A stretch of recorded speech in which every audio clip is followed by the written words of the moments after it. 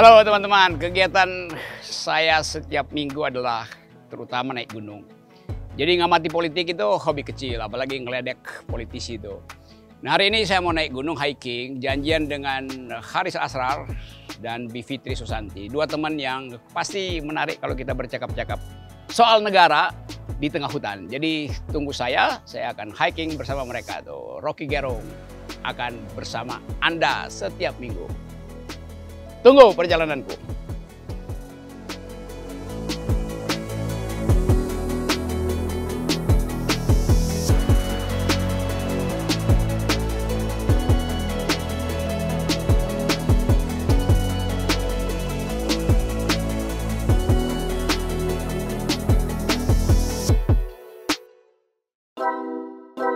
Oke, gue sambil nunggu Hari sama Bibi buat ngobrol tentang negara nih, gue cek dulu nih perlengkapan gue nih. Karena biasanya kalau hiking 3-5 jam ya bawa yang standar aja tuh. Oke, ini jas hujan. Oke. Jas hujannya mereknya jangan gue bilang dulu ya. Nanti kalau udah mulai dapat sponsor baru gue bilang. Ini baju ganti. Karena nggak harus pakai kaos sebetulnya. Ini juga dia cepat kering, jadi gampang dikuyek-kuyek. Itu standarnya. Ini buat macam-macam, ini kalau keringatan sekaligus mandi. Ada topi, oke. Lalu ada, ini gue selalu bawa ini buat mantau-mantau. Jangan-jangan ada drone yang lagi deketin gue tanpa sadar gue lagi telanjang, oke. Ini peralatan makan. Nah, gue selalu bawa bar ini, granola bar. Ini gue tutup aja nih ya. Tapi bisa juga, nggak apa-apa lah. Karena hanya butuh energi sedikit dan terutama air. Air ini harus wajib. Itu aja. Ya trekking post standar. Lalu ini sambil gue pakai aja deh. Sepatu. Kalau si Bibi si Haris datang udah selesai. Oke.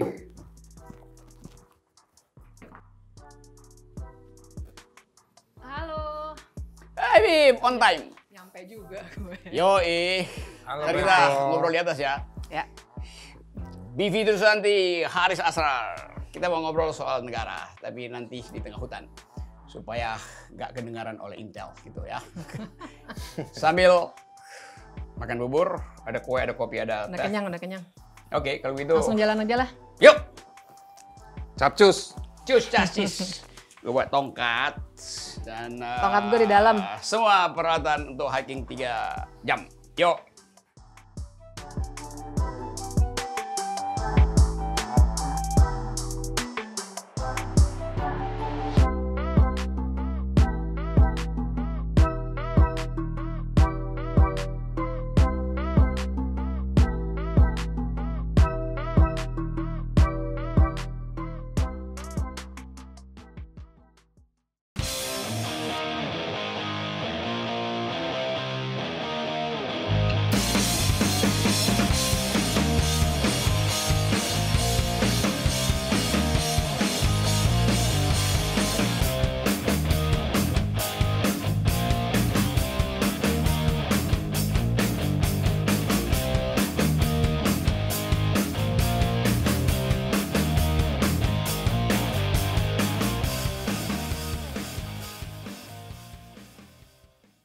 Ya. Oke.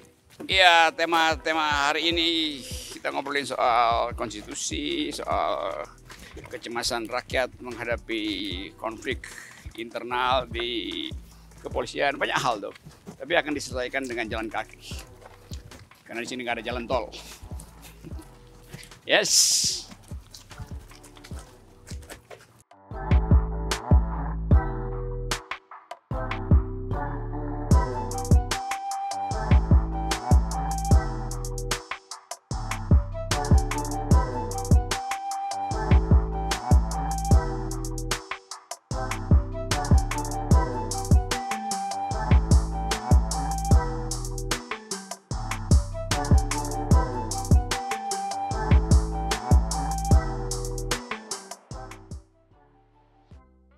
Yeay. Itu aja deh udah.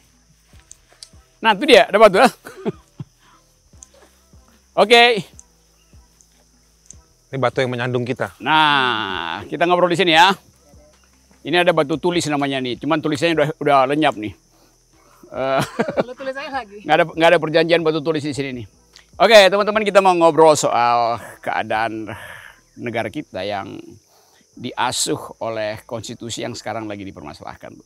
Banyak hal yang ingin kita persoalkan. Apakah betul problemnya adalah ganti konstitusi atau amandemen atau macam-macam tuh. Jadi hiruk pikuk tentang masa depan bangsa sekarang seolah-olah disebabkan oleh konstitusi itu. Soal desain bernegara, soal perimbangan kekuasaan.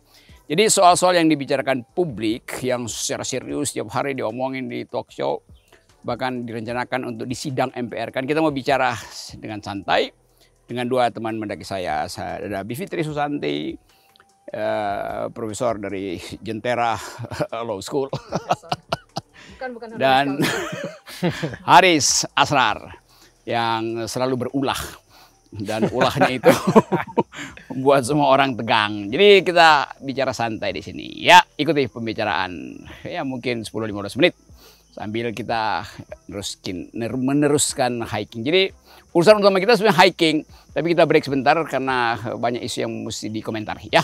Oke.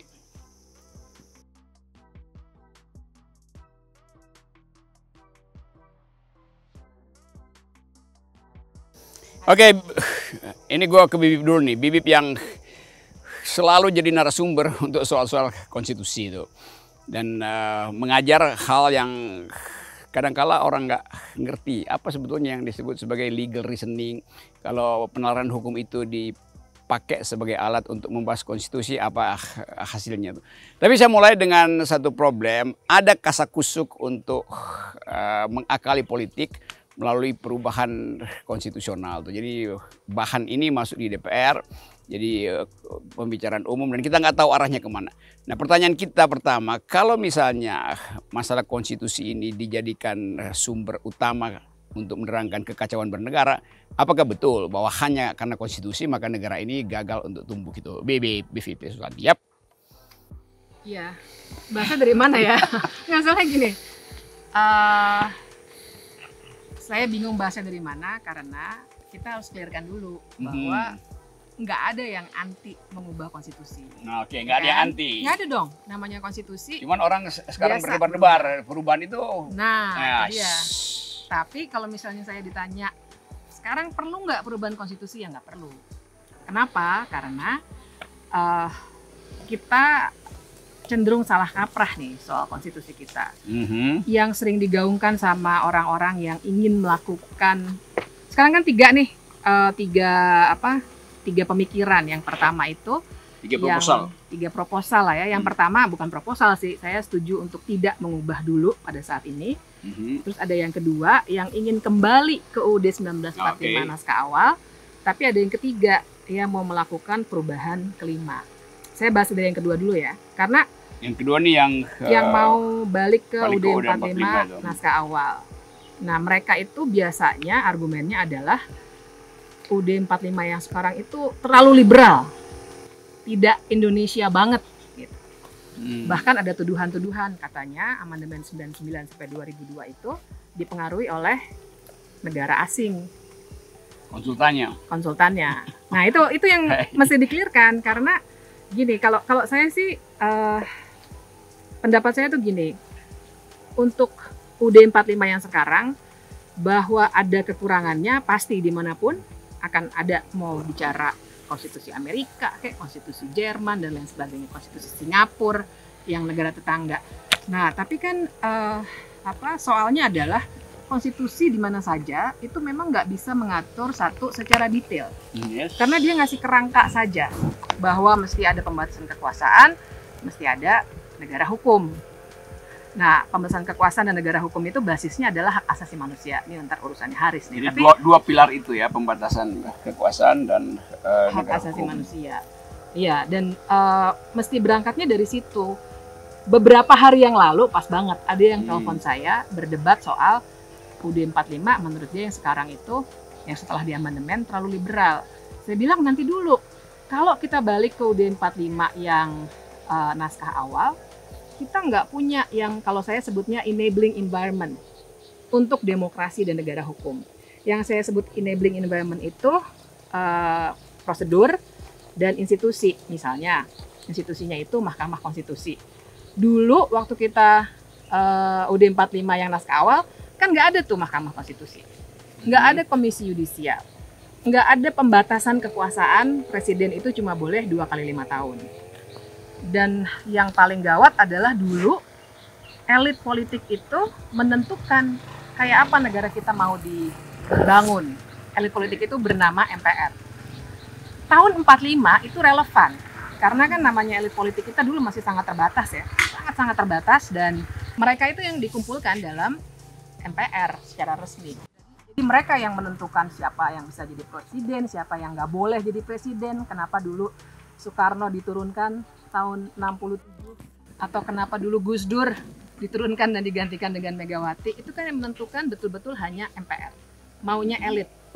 Nah, dengan amandemen sebenarnya itu yang diganti, sehingga sekarang kita pakai sistem presidensial yang lebih enabling environment itu ya. Sekarang kan justru terlihat bahwa dengan konstitusi yang sekarang hak rakyat untuk mempersoalkan kekuasaan lebih dimungkinkan tuh. Jadi nah, sebetulnya kalau dibilang liberal, kenapa itu? Kan intinya mereka ingin agar supaya konstitusi kita tidak liberal. Bagian mana yang dimaksudkan terlalu liberal? Padahal justru memerdekakan rakyat. Kan liberalisme justru memerdekakan rakyat. Sebetulnya ini kali mungkin. Nah, coba Riz. Sebetulnya konstitusi kita pasca amandemen itu lebih demokratis. Cuman dibahasakannya jadi terlalu liberal. Jadi mau memfitnah kemajuan demokrasi kita dengan istilah liberal, yang sebetulnya konsep liberal juga nggak bisa sebegitu aja dan segampang itu aja dianggap sebagai sesuatu yang buruk, ya kan? Justru itu kan, justru undang-undang dasar awal itu tidak liberal karena eksekutif heavy kan. Sekarang kan oposisi dimungkinkan walaupun dalam praktik nggak ada tuh. Nah, itu jadi 2 kata kunci tuh, liberal sama dimungkinkan ada oposisi. Jadi memang ada salah kaprah soal kata liberal ini. Jadi kalau misalnya kita buka literatur politik dan hukum tata negara, liberal demokrasi adalah liberal demokrasi kan. Justru yang tidak demokratik kita bilang illiberal demokrasi. Nah, tapi tafsirnya salah jadi. Nah, itu mereka salah paham. Karena mungkin kita... tahun 50-an ya. Ada ketakutan yang berlebihan yang namanya liberal itu terlalu semau-maunya, padahal kan nggak begitu. Kalau kita bicara secara keilmuan ya, politik dan hukum tata negara, justru namanya demokrasi itu liberal demokrasi, dan itulah yang kita sudah pilih. Tapi kalau juga di statistik kan begini, kalau dengan konstitusi yang baru, kadang kita kan dituduh masyarakat, warga, kelompok masyarakat sipil ini bebas gitu. Padahal di era pasca amandemen konstitusi, kebebasan yang ngawur itu justru ada di tingkatan elit. Bebas ngambilin tanahnya rakyat, bebas ngeluarin izin, bebas untuk bikin perusahaan-perusahaan sebagai cangkang untuk menjustifikasi kekayaan mereka. Bebas memanipulasi data statistik. Cuma itu ditutupin semua kan? Betul. Yang disodorkan ke publik, yang dibahasakan oleh mereka seolah-olah kekacauan di antar rumah di dalam gang saja. Itu yang di. Jadi kalau pertanyaannya, itu konstitusi yang salah ya, itu tadi, atau elit politiknya sih? Ya. Kalau menurut saya sih elit politiknya. Konstitusi itu menyediakan itu tadi prosedur dan institusi, dan dalam konteks itu maka yang sekarang menurut saya sudah cukup. Bahwa kemudian dibajak oleh elit politik yang ternyata gagal jadi oposisi, terus partai politiknya nggak pernah direformasi, itu sudah beyond konstitusi. Itu kita membicarakan habitus politik tentang demokrasi. Mungkin kita bisa pakai istilah yang sering dipakai itu kultur gitu ya. Tapi itu yang belum terbangun. Bukan salah di konstitusinya itu sendiri pasal per pasal. Kan coba kita beresin dulu istilahnya. Liberal, kalau kita di Amerika kita bilang I am a liberal. Artinya kita kiri, sosialis tuh. Partai Demokrat. Kalau di Eropa bilang liberal itu konservatif itu, karena yang kiri itu ada partai buruh. Jadi sebetulnya istilah itu kemudian jadi masuk di dalam kerumitan karena dipermainkan. Jadi kalau liberal itu seolah-olah bebas, eksploitasi segala macam. Padahal sebetulnya liberal artinya memerdekakan manusia itu, dan itu yang mungkin kurang. Nah, dalam pengalaman dengan masyarakat sipil membutuhkan liberal ideas itu. Iya. Justru karena kita kurang liberal, maka kekuasaan itu menjadi semena-mena, gitu nggak, Riz? Betul. Padahal justifikasinya di konstitusi udah cukup. Justifikasinya, yes. Artinya kan ada waktu konstitusi di amandemen, terutama yang tahun 2000, bab soal HAM itu. Dimasukin semua. Itu ditata ulang, dikelola ulang, ditambahkan beberapa hak yang masuk digabungkan dalam berbagai pasal, ada 10 pasal. Kan sebetulnya intinya konstitusi kan dua tadi kalau kata Bibip. Pembatasan kekuasaan, karena kekuasaan itu dikasih atau disuruh, atau kalau Hatta bilang negara diciptakan untuk melayani warga atau masyarakatnya. Karena masyarakatnya punya hak. Gitu. Nah, makanya hak itu dikunci karena mau tinggal di satu tempat yang sama, lokasi yang sama, waktu yang kurang lebih bersamaan, dikasih konstitusi. Nah, jadi intinya di sana. Nah, orang bicara konstitusi, tapi bicaranya soal kembali, tapi mereka nggak pernah mendiskusikan konstitusi bagaimana menguatkan tafsir soal si setiap hak yang sebetulnya itu lebih penting untuk melayani si masyarakatnya itu. Nah, jadi, gimana? Lagi dikit. Jadi ya problem soal hak asasi manusia yang udah dijamin di konstitusi, tafsirnya itu nggak pernah didiskusikan oleh para elit. Yang didiskusikan adalah seolah-olah karena ada penambahan hak, masyarakatnya menjadi liberal tadi itu, yang sebenarnya penggunaan liberalnya nggak tepat. Lalu mereka begitu bicara soal kekuasaan, mereka bicara butuh kekuasaan lebih, yang mana mereka rindu sama yang model UUD 45 yang lama itu. Oke, ini udah mulai hujan, kita terusin pembicaraan, tapi gue simpulkan dulu ya. Jadi kekacauan organisasi elit atau kekacauan politik itu dilimpahkan seolah itu problem dalam konstitusi itu. Nah, itu yang mesti kita bedah lagi, kita otopsi apakah betul hanya karena keinginan untuk kembali pada konstitusi yang lama, yang dasar itu, yang awal itu, lalu semua problem selesai itu. Nah, kalau mental kekuasaan masih sama, arogansi masih sama, tipu-tipu masih sama, nggak ada gunanya konstitusi itu. Diubah berkali-kali pun, yang mesti diubah adalah intelektualitas bangsa ini. Iya. Kira-kira itu. Nambahin dikit, Oke, kita nambahin dikit dan sambil menunggu hujan, Bib. Oke. Jadi masih cukup kan waktunya kan? Yes. Jadi ironisnya adalah bener banget aktor-aktor politik itu ngomongin soal konstitusi yang katanya harus diganti atau balik lagi, tapi mereka nggak pernah membicarakan dirinya sendiri gitu.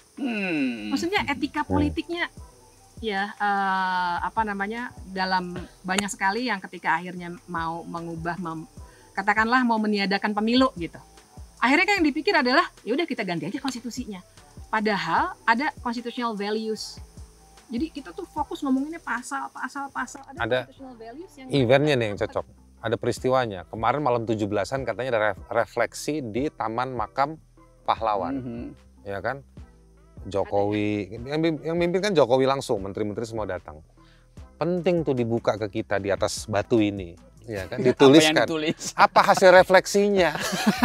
Refleksi kaki, apa refleksi tentang dirinya mereka?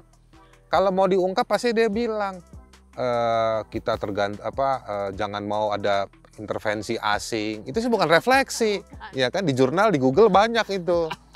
Kalau misalnya lagi refleksinya bahwa masyarakat kita harus dikuatkan, itu bukan refleksi, itu kan pidato-pidato usang tiap hari. Nah, mestinya refleksi itu tadi yang Bibip bilang itu, bilang tentang dirinya, mestinya tentang dirinya, gagal di mana. Oke, kita lanjut nanti ya. Kesimpulan kita sekarang, buruk muka cermin dibelah. Buruk politisi, konstitusi disalahkan. Kira-kira begitu. Ya. Yes. Oke. No further question. Yuk. Jalan ya. Belum hujan beneran nih. Hujan yang konsepsional.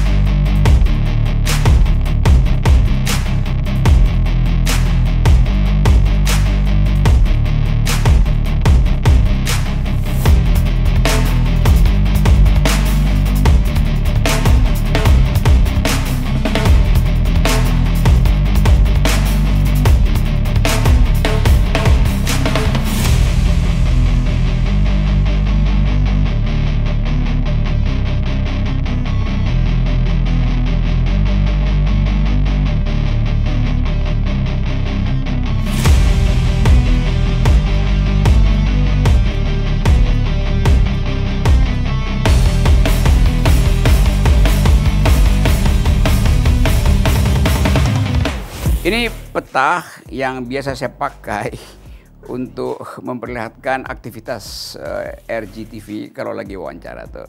Biasanya kita naik dari Cibingbing, itu ada air terjun di situ, langsung mendaki menuju ke namanya Panisan. Panisan itu tempat kita makan siang, lalu bercakap-cakap di situ. Semua hal kita bercakapkan di situ. Jadi kenikmatan bercakap-cakap itu juga dihasilkan karena keakraban menempuh perjalanan itu. Oke.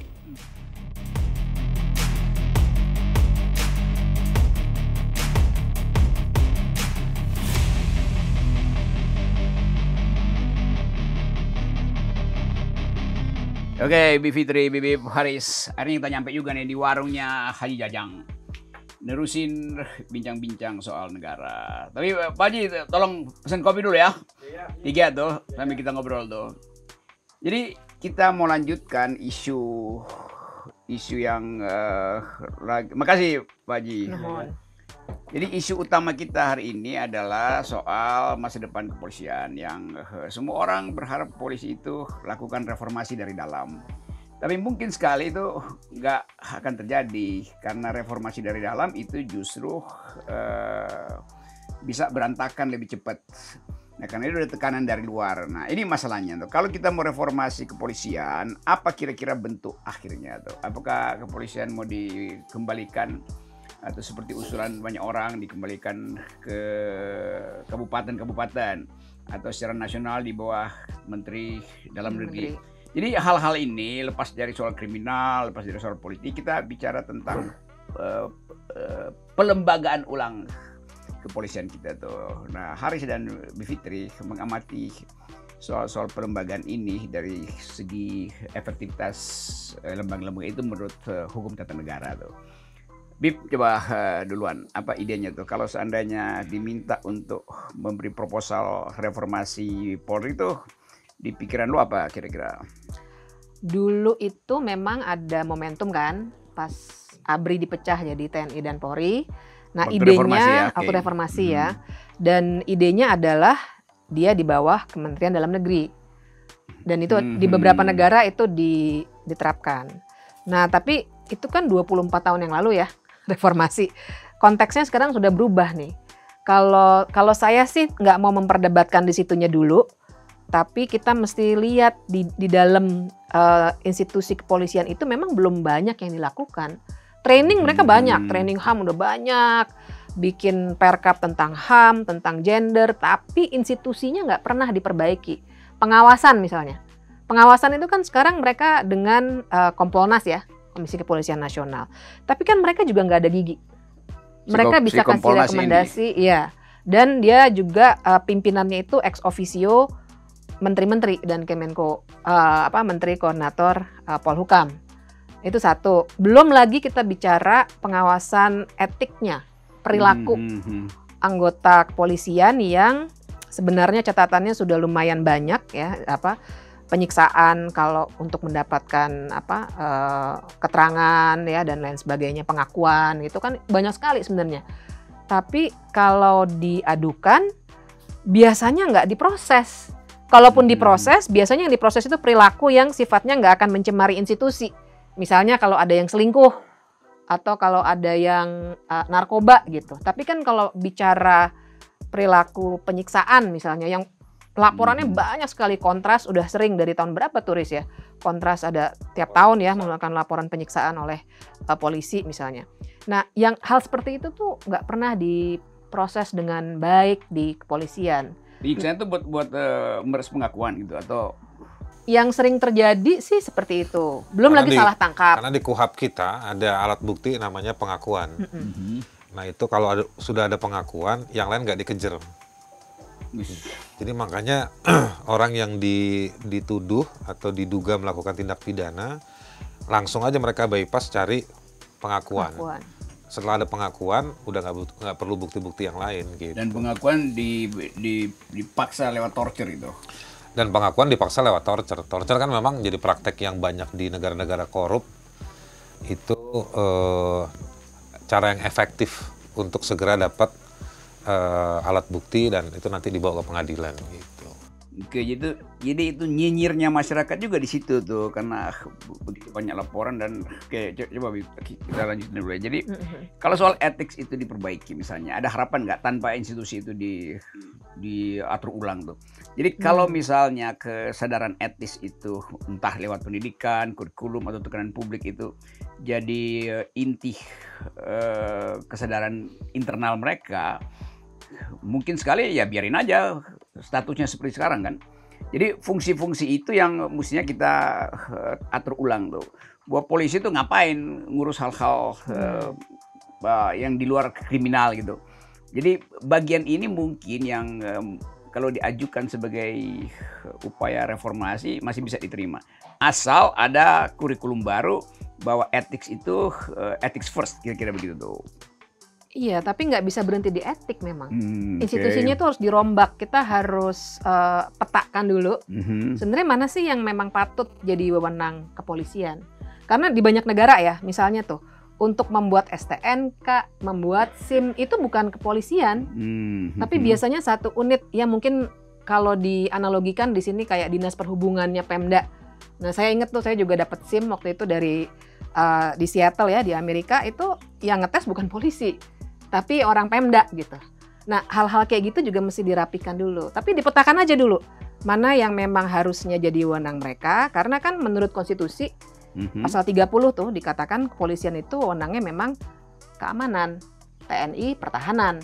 Nah, fokusnya harusnya di situ. Plus, kalau kita lihat ya, penyelesaian kasus-kasus kriminal, KUHAP ya, Kitab Undang-Undang Hukum Acara Pidana. Nah, fokusnya di situ aja seharusnya.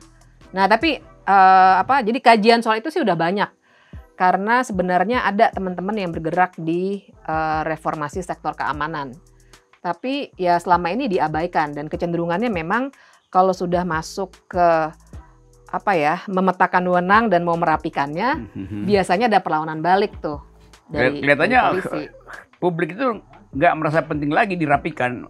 Tuntutannya adalah dibubarkan, di-reinstall gitu.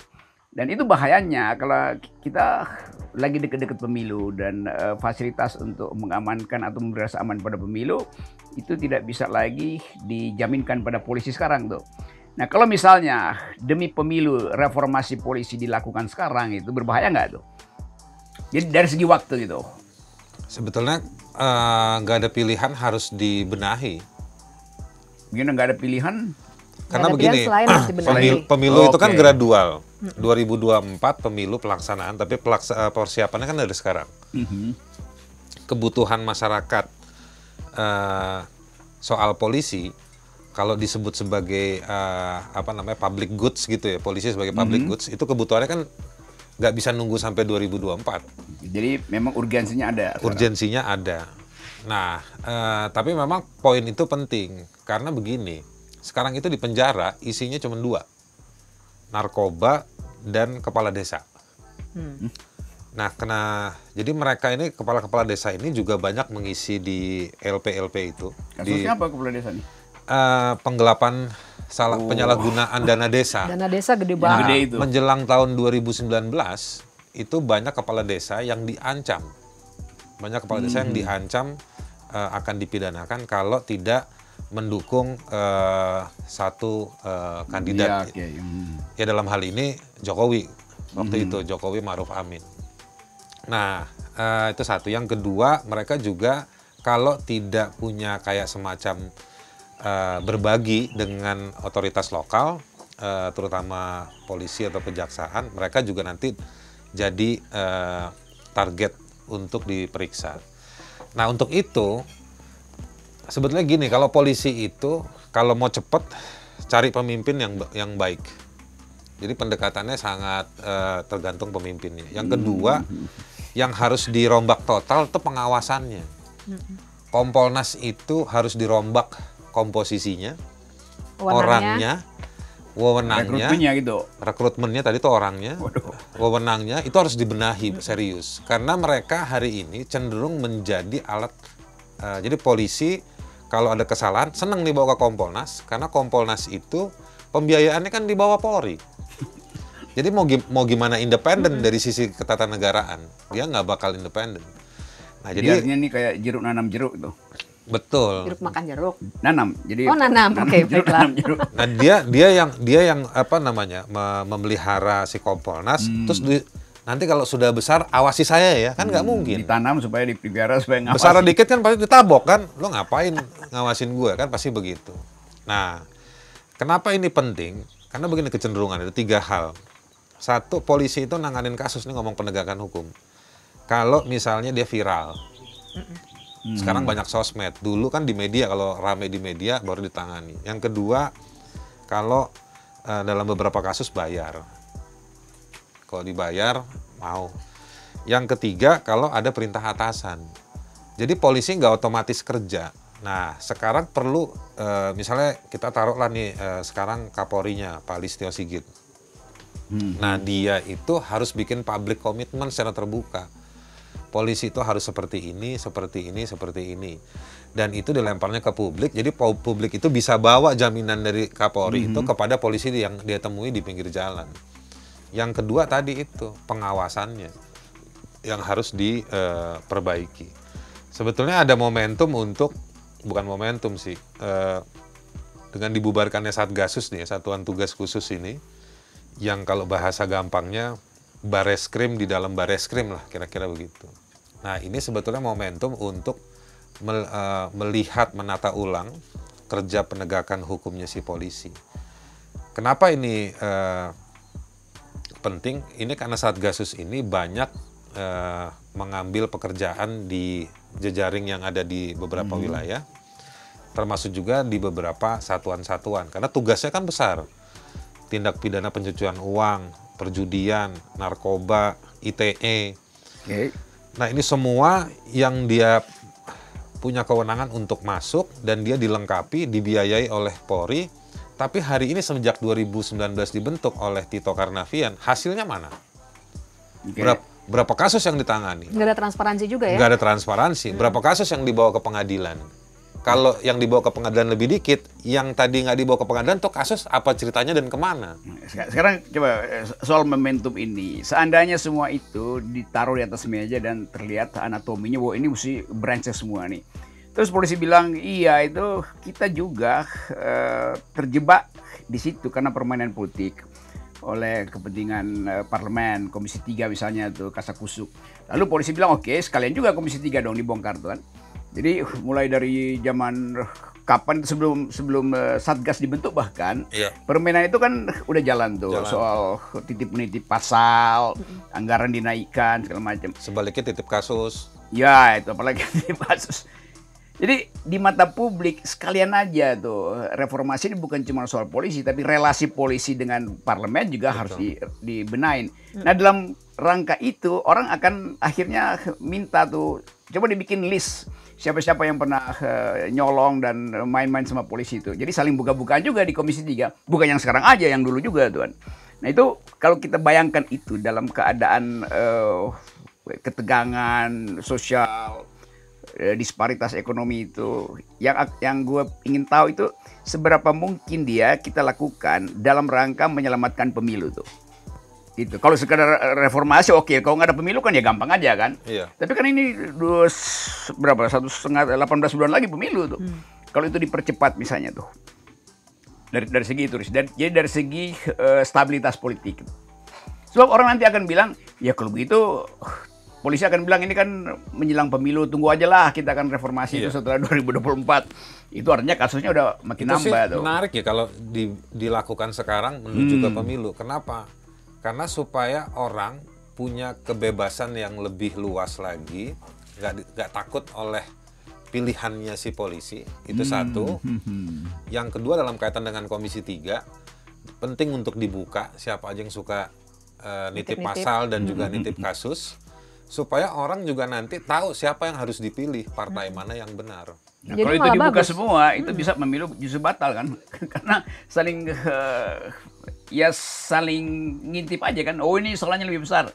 Ini bukan partai gue nih, ini PDIP yang paling banyak. PDIP bilang enggak, Nasdem juga, Nasdem pindah lagi tuh. Jadi berantakan juga di situ kan akhirnya tuh.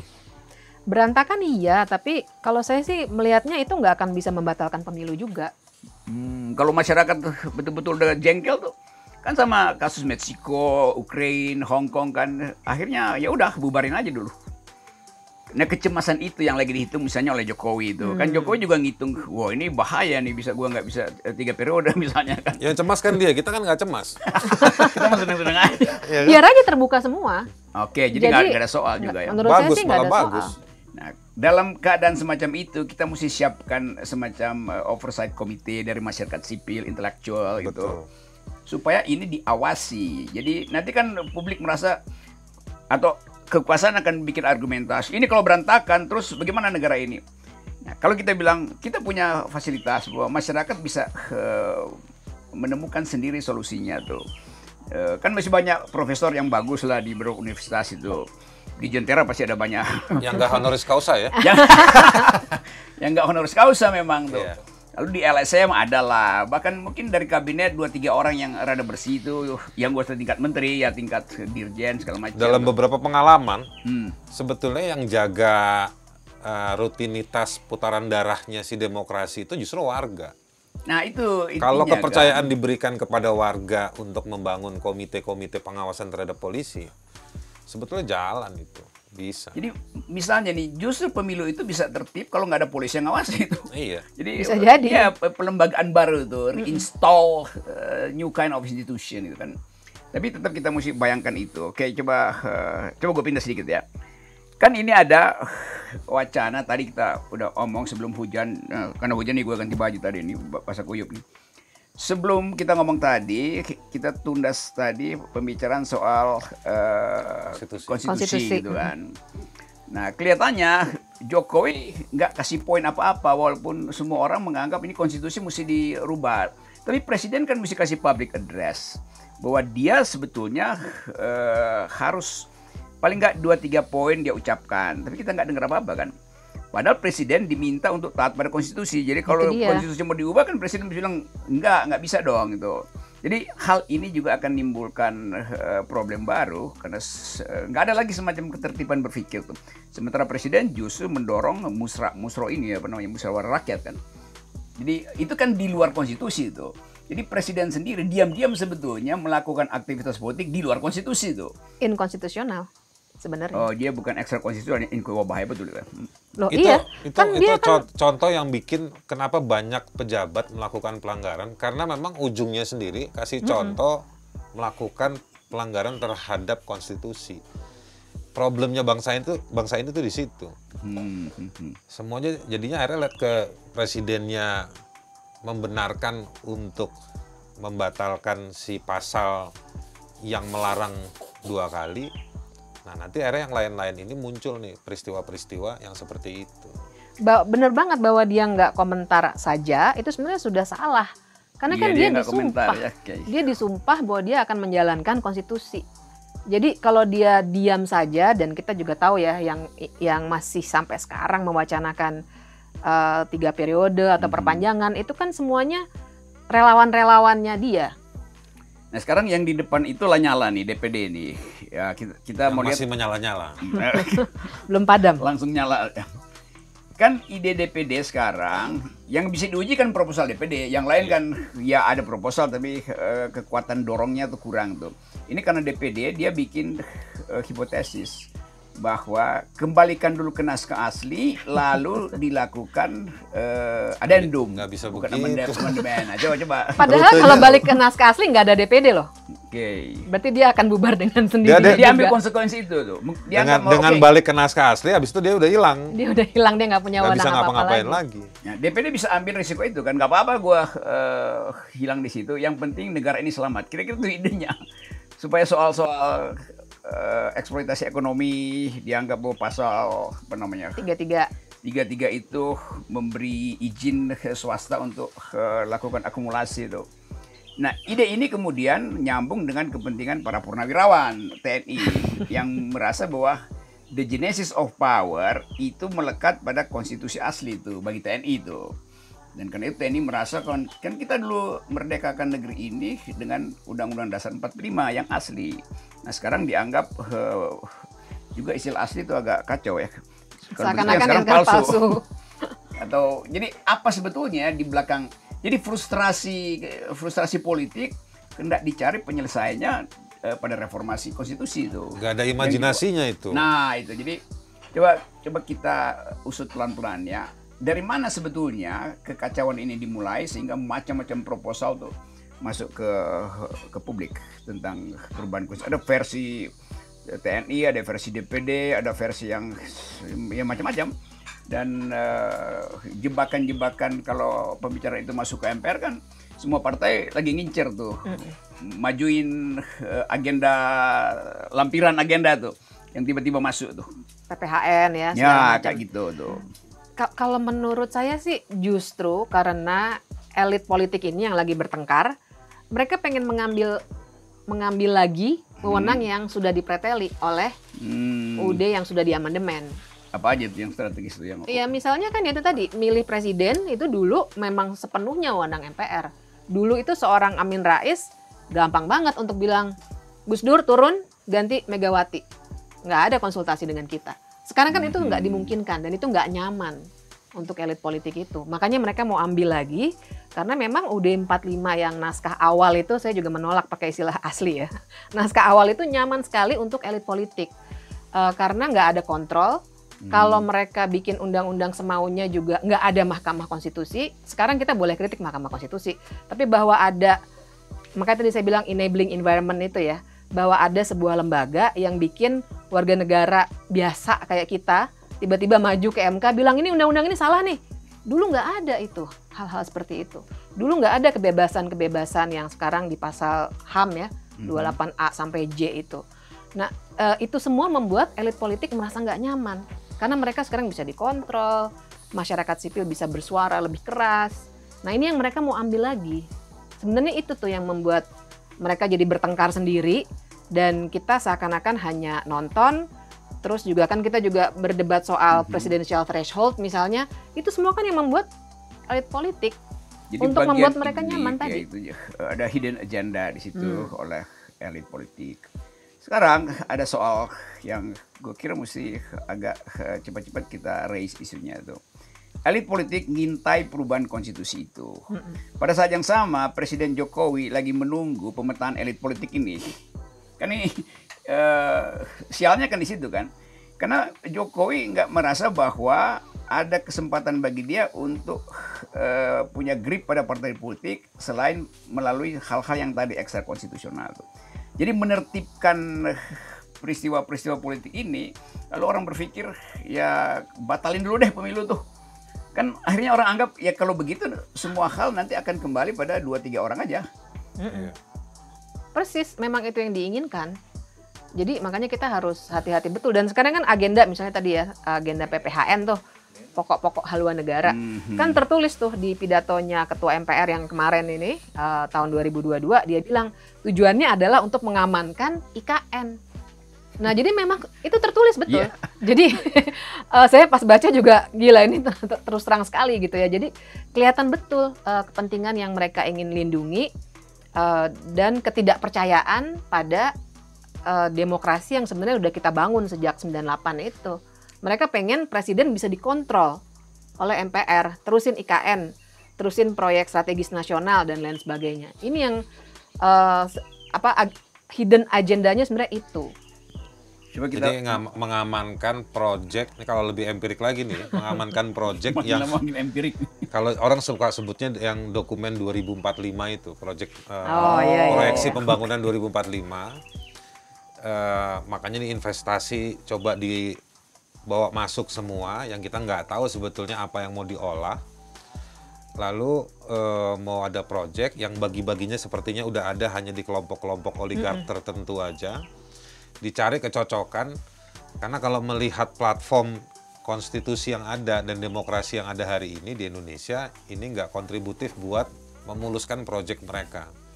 Nah itu besar kemungkinan sebetulnya agenda untuk membatalkan, meniadakan, memberhentikan si konstitusi yang ada hari ini, itu sebenarnya rangkaiannya dalam supaya melihat kecocokan konstitusi yang lama itu lebih mudah untuk mengontrol si masyarakat dan menjalankan agenda proyek pembangunan yang dibilang pembangunan tadi itu, tapi sebetulnya hanya menguntungkan mereka aja gitu.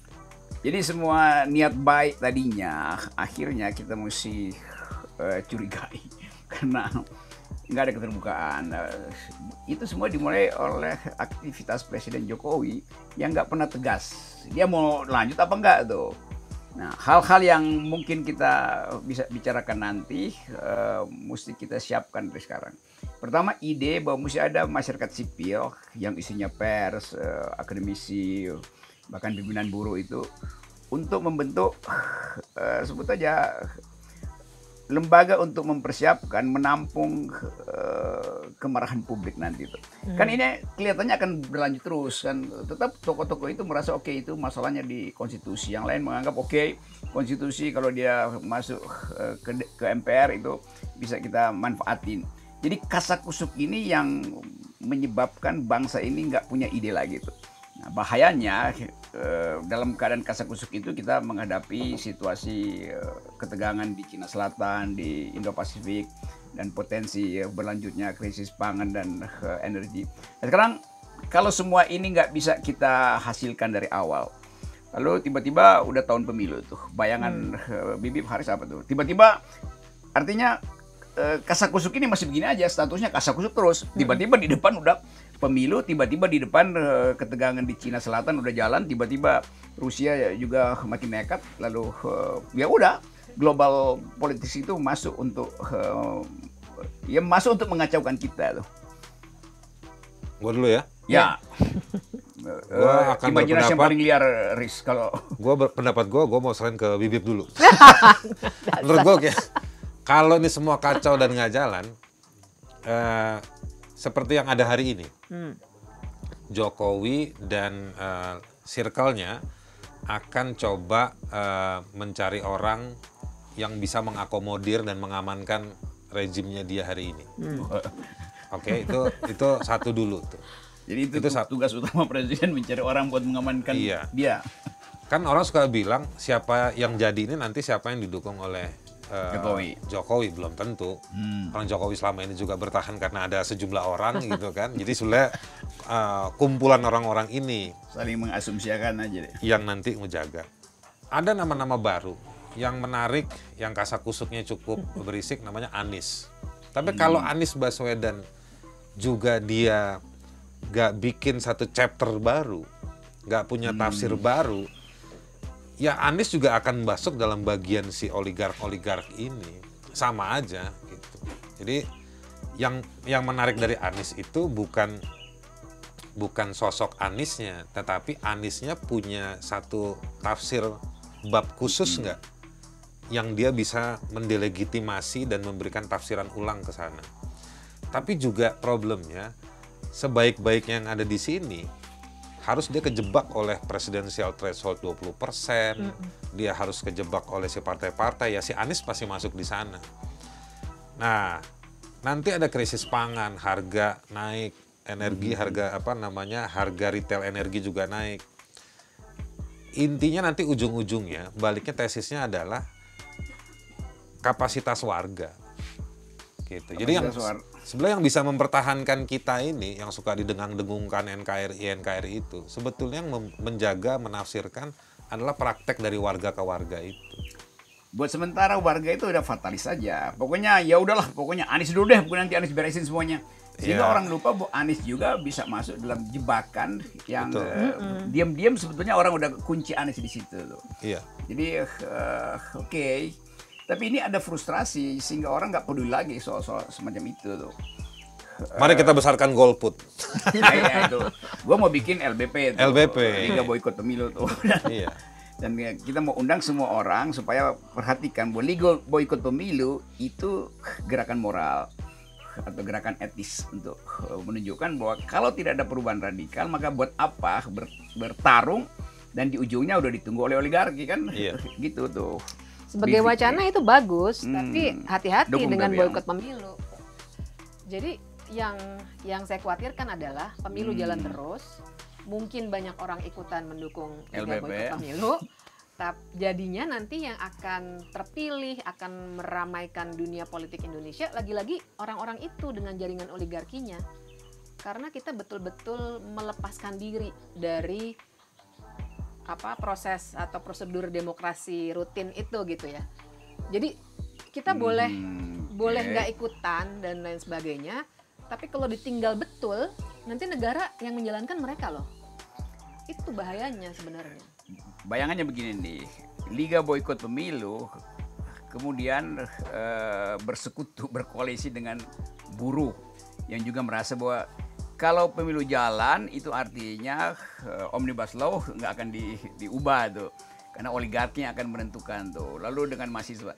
Jadi kalau kita bayangkan bahwa satu gerakan moral ini bisa betul-betul mengubah konstelasi itu. Sehingga kalaupun dia terpilih tetap ada delegitimasi kan. Lalu internasional nyorot bahwa itu buruk. Kan pasti ini akan jadi kekacauan kan, akan dibubarin nih Liga Boikot Pemilu. Karena persaingannya akan 50-50 nih. Feeling saya sih begitu tuh kalau kita seriusin. Jadi inisiatif masyarakat sipil itu yang kita andalkan sebetulnya, pers. Nah ini aku ucapkan ini karena mendeteksi justru diam-diam orang menganggap bahwa nggak ada gunanya ikut pemilu kalau di ujung hasilnya adalah orang yang akan membenarkan. Sebetulnya orang udah sadar bahwa ikut pemilu itu nggak ada guna buat mereka. Terus cuma kadang-kadang nih ada persoalan-persoalan di soal nggak enak sama kelompok-kelompok kecil yang datang ke mereka. Satu, yang kedua mereka transaksi-transaksi sangat pragmatis aja, dapat 200.000, 300.000 kayak gitu-gitu. Jadi memang sekarang tapi ya memang edukasi ke masyarakat. Di ujung gerakan etik ini juga akan kalah karena ada kebutuhan ekonomi dari konstituen. Kalau kesadaran sih masyarakat udah sadar, udah tahu betul. Ini yang dipilih sama mereka badut-badut aja kadang-kadang. Gitu. Oke, paling nggak kita udah ucapkan dan kita harus tanya LBP. Mancing. Ya mungkin dia gagal, tapi kalau yang mimpin LBP sendiri kan bisa berhasil dong kan? Bisa. Bisa. Karena kan ini basisnya kan big data nanti. Iya, big data ya. Jadi kira-kira itu teman-teman, sambil kita menunggu proses-proses politik, tapi selalu ide ini harus kita ucapkan bahwa mengimbangi kekuasaan harus datang dari audit eksternal. Nah, lembaga boikot pemilu itu, Liga Boikot Pemilu itu bagian dari audit eksternal terhadap demokrasi itu. Kita lanjutkan nanti dalam hiking berikut, kawan-kawan. Thanks ya, Riz, Bivitri, siap-siap buat turun. Kita chores, maksudnya cheers untuk kopi, chores. Lumayan garing deh, boleh lah ya. Oke. Pak, kopi Haji Jajang.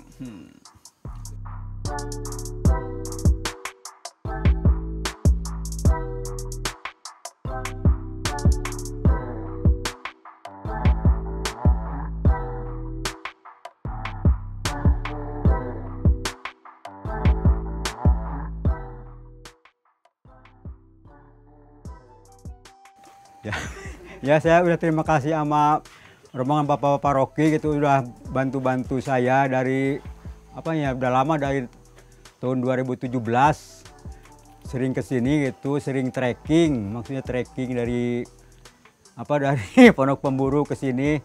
Kalau ada bangunan-bangunan di sini, Pak Rocky bisa bikin air, bikin apa, suka bantu-bantu sama saya gitu. Udah terima kasih kebaikannya Bapak Rocky. Dari itu saya teman-temannya sampai sekarang ini Pak Rocky masih suka kesini terus gitu. Senyum Pak. Ya yang seri. Oke.